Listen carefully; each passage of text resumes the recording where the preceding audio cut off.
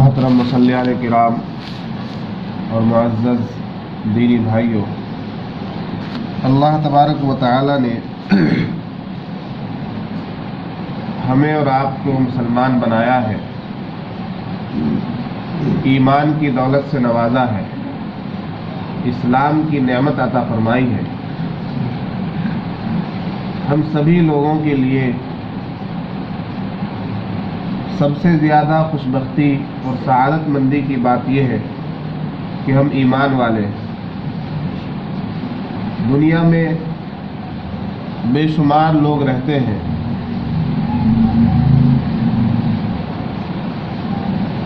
انہی میں سے ایک قوم مسلمان بھی ہے، بے شمار مذاہب ہے، ایک مذہب اسلام بھی ہے، بے شمار لوگ ایسے بھی ہیں جو کسی مذہب کو نہیں مانتے، بہت سے لوگ ایسے ہیں جو باطل مذاہب کے پیروکار ہیں، بہت سے لوگ ایسے ہیں جو سابقہ انبیاء اکرام علیہم الصلاۃ والسلام کے ماننے کا دعویٰ کرتے ہیں، بہت سے لوگ ایک خدا کے قائل ہیں پھر بھی مسلمان نہیں ہے۔ لیکن ہم اور آپ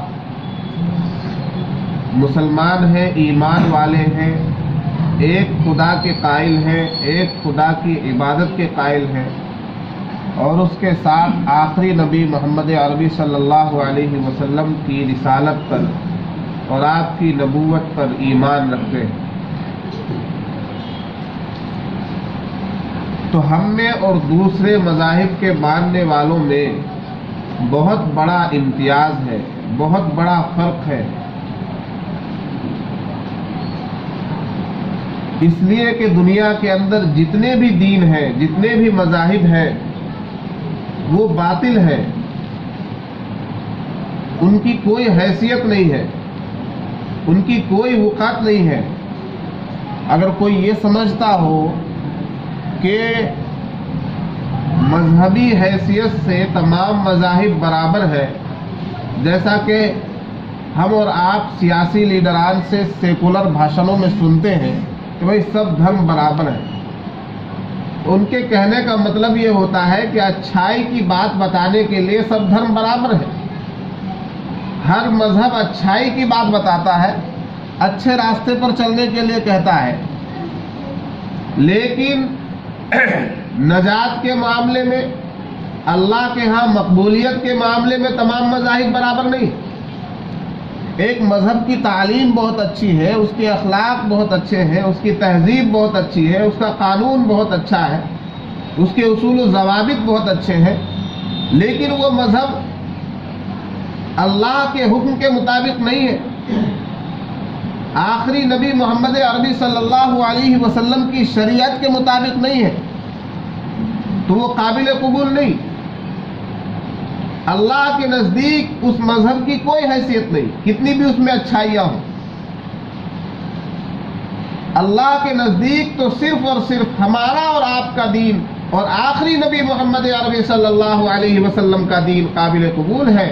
اور قرآن میں اللہ تبارک و تعالیٰ نے واضح ارشاد فرما دیا ہے، ان الدین عند اللہ الاسلام، اللہ کے نزدیک تو صرف دین جو ہے وہ صرف اسلام ہے، اسلام ہی اللہ کے نزدیک دین ہے، مذہب ہے۔ اسلام کے علاوہ جتنے بھی مذاہب ہیں، اسلام کے علاوہ جتنے بھی ادیان ہیں، اسلام کے علاوہ جتنے بھی دھرم ہیں، اگرچہ وہ اپنے آپ کو دھرم کہتے ہوں، اگرچہ وہ اپنے آپ کو مذہب گردانتے ہوں، اگرچہ وہ اپنے آپ کو ایک دین قرار دیتے ہوں، لیکن اللہ کے نزدیک اس دین کی کوئی حیثیت نہیں ہے، اللہ کے نزدیک وہ مذاہب قابل قبول نہیں۔ اللہ تبارک و تعالیٰ کے یہاں صرف اسلام قبول ہے، اور اسلام پر چلنے والوں کی ہی اللہ تبارک و تعالیٰ کے یہاں نجات ہوگی، بخشش ہوگی۔ اس لیے میرے دوستو، ہمیں اور آپ کو اللہ کا بے انتہا شکر گزار ہونا چاہیے اس نعمت اسلام پر، اس دولت ایمان پر کہ اللہ تبارک و تعالیٰ نے ہمیں مسلمان بنایا۔ ہمیں کسی عیسائی کے گھر میں پیدا نہیں کیا، کسی یہودی کے گھر میں پیدا نہیں کیا، کسی ہندو کے گھر میں پیدا نہیں کیا، کسی مورتی پوجا کرنے والے کے گھر میں نہیں پیدا کیا. ہمیں ایک اللہ کی عبادت کرنے والے اور آخری رسول محمد عربی صلی اللہ علیہ وسلم کو اپنا آخری نبی ماننے والے کے گھر میں پیدا کیا. یہ اللہ تبارک و تعالیٰ کا ہم پر سب سے بڑا احسان ہے. اس سے بڑا انعام و اکرام، اس سے بڑا احسان، اس سے بڑی نعمت اللہ تبارک و تعالیٰ کی طرف سے ہمیں مل ہی نہیں سکتی. یہ سب سے بڑی نعمت ہے اللہ کی، یہ سب سے بڑی دولت ہے. ہم اور آپ سمجھتے ہیں کہ دنیا مل جائے، بنگلہ بن جائے، کوٹھی بن جائے، گھر بن جائے، گاڑی مل جائے اور عالیشان مکان ہو جائے تو ہم دولت مند ہیں، ہم مالدار ہیں، ہم صاحب حیثیت ہیں. نہیں نہیں میرے دوستو، ہمارے پاس ایمان کی دولت ہے، اسلام کی دولت ہے، قرآن کی دولت ہے. اللہ تبارک و تعالیٰ کا ہمارے پاس اصلی دین ہے، دین اسلام ہے. تو ہم سب سے زیادہ مالدار ہیں، ہم سب سے زیادہ دولت مند ہیں. ہم غربت کے حال میں بھی ہیں تو ہم سے بڑا مالدار کوئی نہیں. اس لیے غریب سے غریب تر ہو، مفلس ہو، کنگال ہو، بے حال ہو، بدحال ہو، اسے یہ سمجھنا چاہیے کہ میرے پاس سب سے قیمتی سرمایہ ہے، میرے پاس سب سے بڑی دولت ہے اور وہ دولت اسلام ہے. میرے دوست، اس لیے کبھی مایوسی کا شکار مت ہو جانا. کبھی اگر پریشانی آئی، کبھی مشکلات کا سامنا کرنا پڑا، کبھی تمہیں فاقہ کی زندگی بسر کرنی پڑی تو اللہ سے مایوس مت ہونا، زندگی سے شکوہ نہ کرنا، اپنے بڑوں کو برا بھلا نہ کہنا، بلکہ ہر حال میں شکر خدا کرنا، ہر حال میں اللہ کا شکر کرنا ہے. اس لیے کہ اللہ تبارک و تعالیٰ نے سب سے قیمتی سرمایہ ہمیں دیا ہے، سب سے بڑی دولت ہمیں عطا کی ہے، سب سے قیمتی نعمت ہمیں میسر کی اور وہ اسلام ہے. ہمارا مسلمان ہونا یہ سب سے بڑی دولت مندی کی بات ہے. اس لیے مسلمان کسی بھی درجے کا ہو، اس کے پاس زمین جائیداد نہیں، کوئی بات نہیں، عالی شان مکان نہیں، کوئی بات نہیں، بہترین گاڑیاں نہیں، کوئی بات نہیں.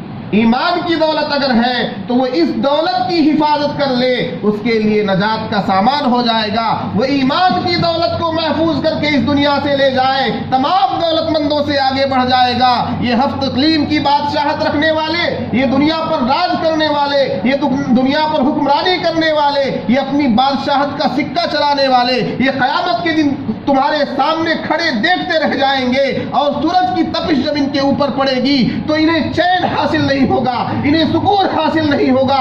تم دیکھو گے دنیا کے اندر اگر تم نے پریشانی کی زندگی گزاری ہوگی تو اس پریشانی کو ایک پل میں بھول جاؤ گے جب اللہ تبارک و تعالیٰ کا فرمان ہوگا میرے اس بندے کو جنت کا دروازہ دکھایا جائے.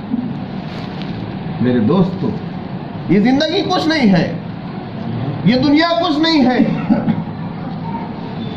دنیا کی زندگی کتنے دن کی زندگی ہے، کتنے سال کی زندگی ہے، کتنے برس کی زندگی ہے. کسی نے اپنے پردادا کو دیکھا ہے؟ سنا تو ہوگا کہ ہمارے پردادا بہت عالی شان تھے، بہت ان کا روب و دبدبا تھا، بہت بڑے زمیندار تھے، جائیداد کے مالک تھے، عالی شان مکان میں رہتے تھے، لوگ انہیں دور سے سلام کرتے تھے.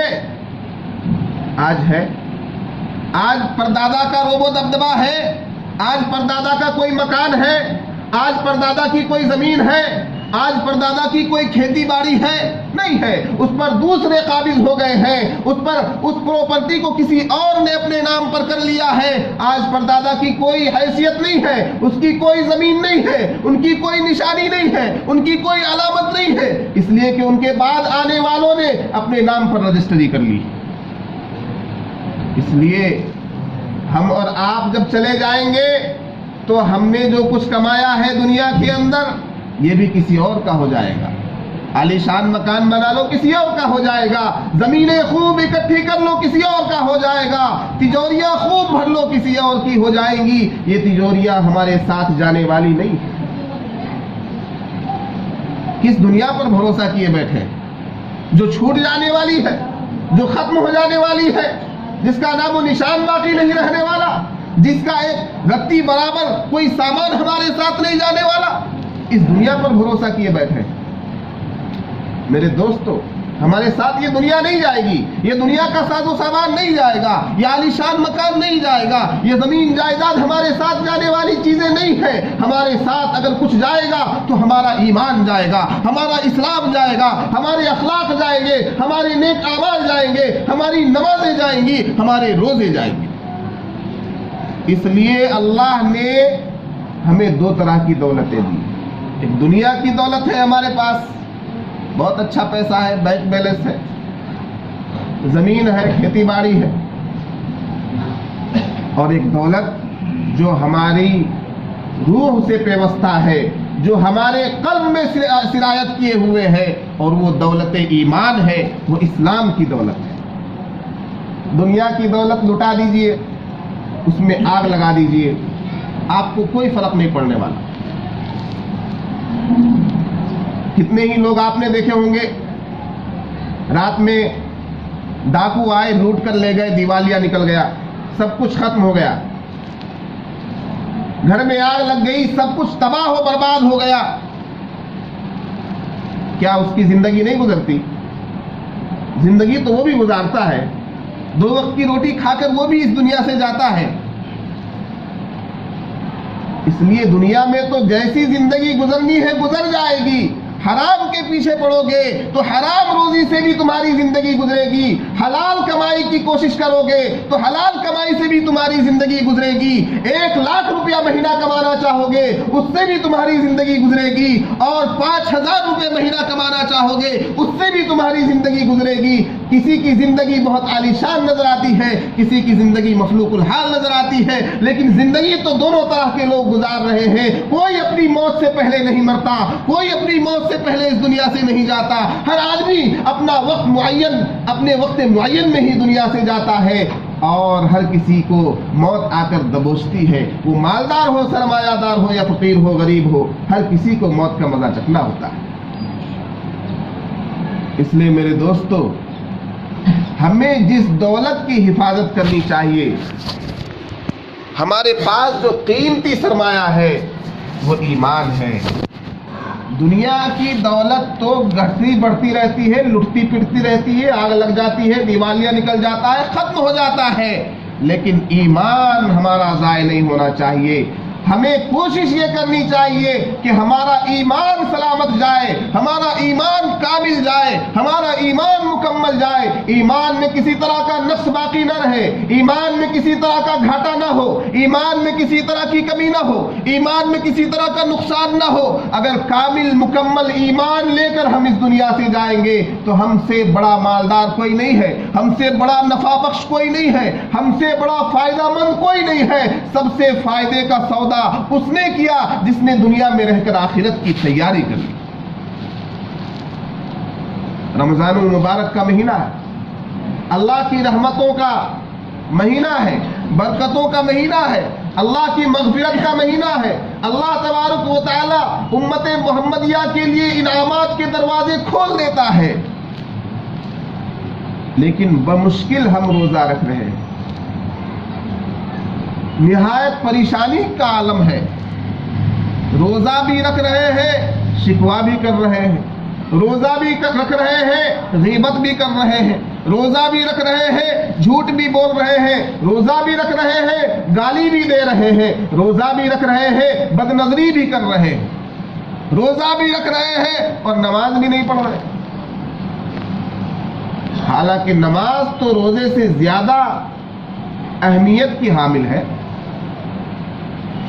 نماز جو 5 وقتہ نماز اللہ تبارک و تعالیٰ نے فرض کی ہے، فرض ہونے کی حیثیت سے تو روزہ بھی برابر ہے، نماز بھی برابر ہے، حج بھی برابر ہے، زکوٰۃ بھی برابر ہے، لیکن اللہ تبارک و تعالیٰ قیامت کے دن سب سے پہلے جس فرضیت کے بارے میں سوال کرے گا وہ نماز ہے، وہ نماز ہے میرے دوست۔ روز محشر کے جا گداز بود، اولی پرسش نماز بود۔ روز محشر، حشر کے دن، میدان حشر میں سب سے پہلا جو سوال ہوگا وہ نماز کے بارے میں۔ مسلمان ہونا اور اسلام کی دولت کو سنبھال کر رکھنا یہ देखा जाए तो बहुत मुश्किल काम है और किया जाए तो बहुत आसान है। दुनिया की बड़ी बड़ी दौलतें संभाल कर रखते हो, उसके लिए तिजोरियां बनाई जाती हैं, अलमारियां बनाई जाती हैं, बैंक में जाकर जमा किया जाता है, सरकारों को उस पर जो है निगरान बनाया जाता है कि मेरे माल की, मेरी दौलत की, मेरे पैसे की तू हिफाजत कर, सरकार को जिम्मेदार बनाया जाता है। लेकिन अपने ईमान की हिफाजत हम किस तरह से कर रहे हैं? इस कल्ब में, इस दिल में अल्लाह तबारक व तआला ने जो ईमान की रमक दी है, जो इस्लाम की नेमत अता की है, इस इस्लाम की नेमत को हम किस तरह से इस नेमत की हिफाजत कर रहे हैं? कभी गौर किया, कभी सोचा कि हम किस दौलत को लेकर जाने वाले हैं, किस दौलत को छोड़कर जाने वाले हैं? जिस दौलत को छोड़कर हम जाएंगे, जो दौलत हमारे साथ नहीं जाने वाली, उस दौलत की तो खूब हिफाजत हो रही है, उस दौलत की तो खूब मरम्मत हो रही है, उसमें मुलम्मा साजी हो रही है, उसमें सोने का रंग चढ़ाया जा रहा है, चांदी का रंग चढ़ाया जा रहा है, गिराफ में ढक कर रखा जा रहा है। लेकिन जो दौलत हमारे साथ जाने वाली है, जो नेमत हमारे साथ जाने वाली है, जो ईमान हमारे साथ जाने वाला है, जो इस्लाम हमारे साथ जाने वाला है, जो नमाजें हमारे साथ जाने वाली हैं, जो रोजे हमारे साथ जाने वाले हैं, इनका क्या हश्र कर रखा है? नमाजों का जनाजा निकाल रखा है।